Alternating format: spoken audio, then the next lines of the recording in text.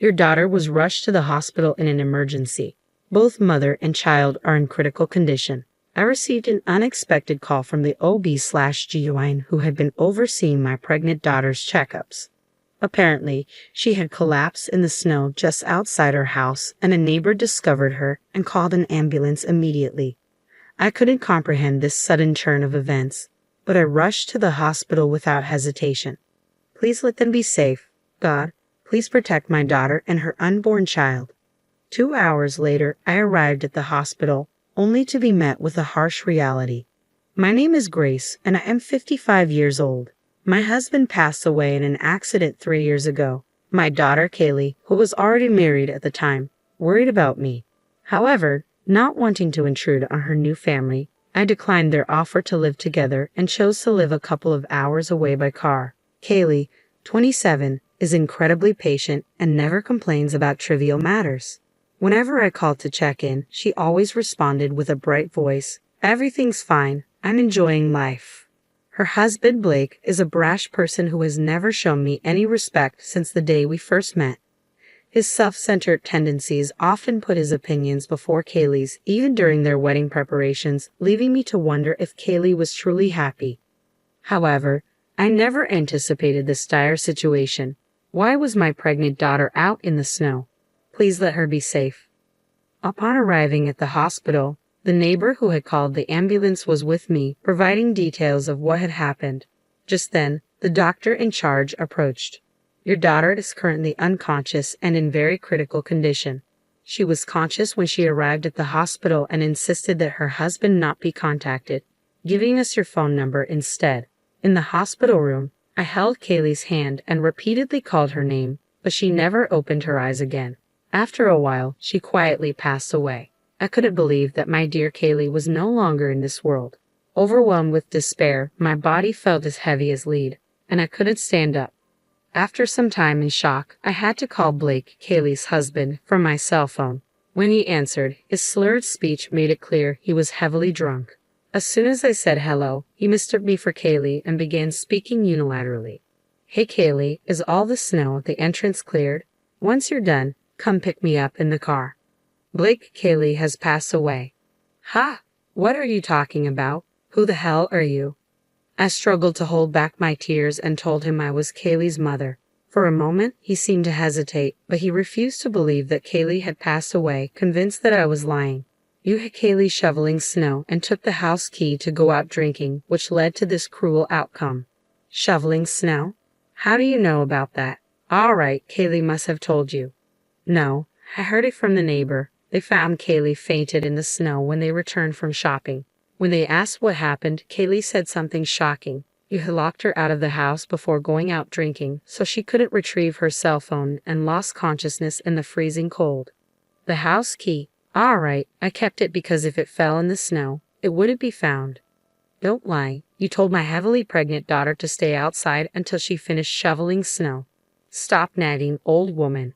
Don't interfere in our marital matters. And stop making tasteless jokes about death. Kaylee could have just simply be gone." No matter how many times I tried to explain to Blake that our daughter was no longer with us, he refused to grasp the reality. "Call a taxi and come home immediately. I'm heading to your house too. Let's talk face to face." "No way. You and Kaylee are planning to blame everything on me, aren't you?" "Oh, I feel sick. I'm too dizzy from the alcohol. I'll stay at a nearby hotel tonight." With that, he unilaterally hung up the phone. My heartfelt words failed to reach him at all. I didn't expect him to be this unreasonable, but I also didn't feel like calling him back. Contemplating my next move, I, drained of the strength to drive 2 hours back to my own house, decided to spend the night at Kaylee's. Taking a taxi, I arrived at Kaylee's house, where I found vegetables like green onions and radishes left cut in the kitchen. She must have been preparing dinner just a few hours ago. She was here, and now I can't even talk to her. The pain is overwhelming. Kaylee.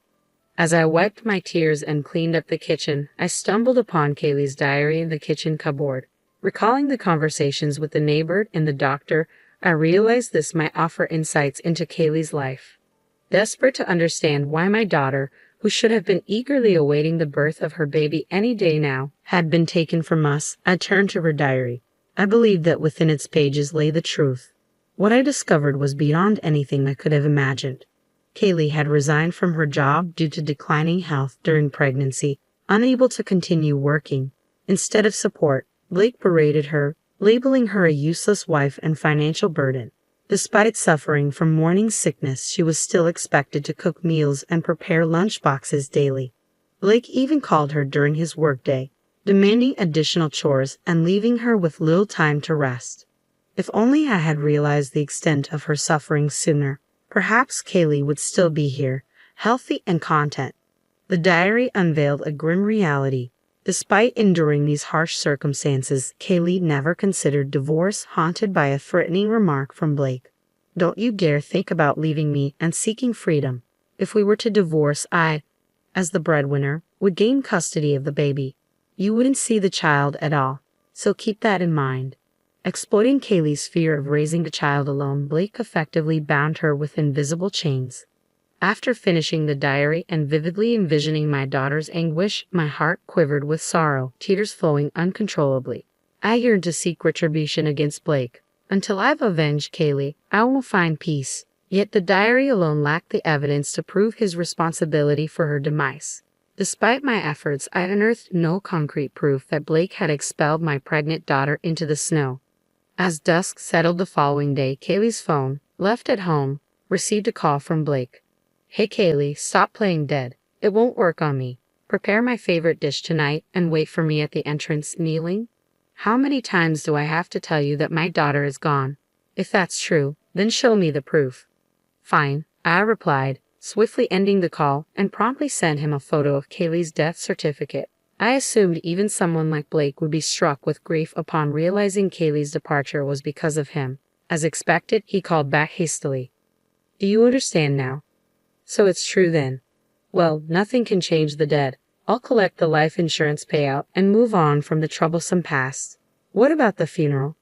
Ah, such a hassle. Confronted with Blake's callous words, anger surged through me, causing my hand to tremble. I couldn't bear to let such a man take the lead in mourning my daughter's passing. No, I would see her off to the next world myself. Suppressing my rage, I presented a proposition to Blake. "I'll handle the funeral arrangements and take the lead as the chief mourner. You attend as her husband. You'll cover all the funeral expenses, but any condolence money received will go to me. Agreed? Fine. I'll ensure my relatives attend. Make sure to invite as many of yours as possible, so the condolence sum is substantial." With an unsettling cheerfulness, Blake declared, "I'll be staying at a hotel for a while," before abruptly ending the call. He must be consumed by greed.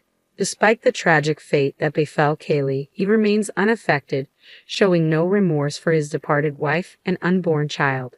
The devastation in my heart at Kaylee's loss transformed into a burning desire for revenge against Blake.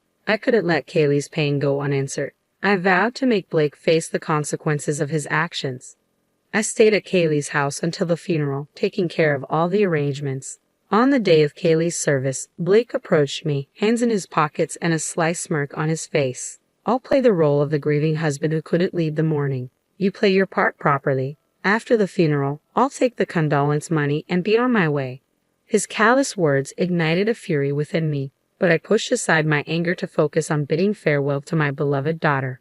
Both families gathered, tears flowing freely as they mourned, lamenting, "She was too young to be taken from us." It's unbearable. Kaylee's absence feels unreal. After a few moments of shared grief, I stepped forward to address the gathering as the chief mourner. "Thank you all for joining us today to honor the memory of my daughter Kaylee. The truth is," as I began to recount the tragic loss of our late-term pregnant daughter, a somber hush fell over the assembly, replaced by murmurs of disbelief. Suddenly, Blake rose from his seat. "Don't be deceived by this woman's fabrications." Kaylee insisted on clearing the snow herself, disregarding my objections. "That's why this tragedy occurred." I was speechless as Blake started to fake tears. I had anticipated his response, so I retrieved my daughter's diary that I had brought along. Here's an excerpt from the day before Kaylee's passing. Blake insisted I clean every corner of the house, but my belly was in pain, so I couldn't manage it today. He grew furious and tossed away our dinner just as I was about to eat. "I'm concerned if the baby isn't getting enough nutrition." "That's an exaggeration," he interjected hastily. "I merely tripped and accidentally knocked the food off the table." "She's painting me as the villain." "She's completely deluded," he interjected. but I brushed off his interruption and continued reading. If we divorce, as I'm currently unemployed, I will be able to raise the child on my own. Blake told me, if you want to keep custody, you'll be my slave for life. Don't read things that aren't written there. You're causing everyone to misunderstand me. Despite his loud protests, his complexion was steadily paling, his expression betraying the truth. He began to advance towards me as if unable to contain himself, but some of our relatives intervened. Do you think you can get away with this? I'll call the police and have you arrested for defamation. Shouldn't you be the one facing the police? Don't overstep your bounds. Choose your words carefully. His true character was laid bare, no matter how hard he attempted to conceal it. Blake's piercing glare, directed at me, emanated pure villainy, evident to all who observed. Attendees sighed and murmured, "What a despicable man. The lowest of the low." Well, perhaps I overreacted a tad. Kaylee merely embellished our petty marital squabbles in her diary. Please trust me, he attempted to deflect, still under the illusion that he could talk his way out of the situation, oblivious to the seriousness of his actions. I reminded him that neglecting a pregnant woman and her unborn child, leaving them exposed to the elements, would result in severe consequences. You got no proof. If you do, let's see it. He sneered down at me, chuckling as if he thought I was bluffing. We do have evidence. Before coming to the funeral home, I checked the dash cam footage from our neighbor's car. It captured everything. Ah, it's impressive how it's always recording, even when the engine's off. Well, I'm calling the police. As I presented him with the SD card from the dash cam, Blake clicked his tongue in frustration. Damn, I had already reached out not only to the neighbors but also to the doctor who had treated Kaylee, asking them to testify. I was mistaken. It's my fault. Let's settle this amicably. I'll give you half of the life insurance and condolence money, so please forgive me, Blake pleaded. Stop jesting. I lost my daughter, who meant more to me than my own life. Do you think you can resolve this with money? I hope you feel the same despair Kaylee felt out in the cold and harsh elements. I promptly dialed the police and relayed the entire situation. They agreed to hasten to the funeral home. Meanwhile, relatives present at the service kept a vigilant watch over Blake to prevent any attempt to flee. You'll be apprehended soon. You should seek forgiveness from Kaylee before then. Kaylee, I apologize. Please spare me from the afterlife, Blake muttered insincerely before turning to me and beginning to grovel pathetically. Mother-in-law, I'll apologize as many times as it takes. Please call the police back and explain it was all a mistake. Please, Blake pleaded desperately. I shook my head firmly, my gaze fixed on my daughter lying in the coffin. Kaylee was eagerly awaiting the arrival of her baby. I'll ensure justice is served for your wrongs. With a cold stare, I watched as Blake approached, his face paling and trembling as he sensed impending consequences. No, help me, Blake pleaded, panic overtaking him as tears streamed down his face, attempting to flee but restrained by his father and relatives. They held him tightly, rendering him unable to escape as the police arrived. He was swiftly escorted away in the back of a patrol car. His parents and relatives later bowed deeply to me and my daughter, offering repeated apologies. As I glanced at my daughter's serene face in the coffin, it seemed to wear a faint smile. At last, a burden weighing on her heart has been lifted. Kaylee, may you journey to the other world unburdened. The dash cam footage and testimonies provided undeniable evidence, leading to Blake's incarceration. Confined within the cold, towering walls of prison, surrounded by daunting individuals, he now faces the consequences of his actions. Additionally, he lost his job, and with his parents and relatives severing ties, his future prospects look bleak. On another note, I never disclosed to Blake, as he never inquired, but Kaylee's baby was born safe and sound. I have chosen to raise the child as Kaylee designated me as the beneficiary of her life insurance. As the child grows, I intend to pass down everything. I'm grateful that at least Kaylee's grandchild is secure. Moving forward, I will shower double the love onto this child, my own and that of my departed daughter. 3.5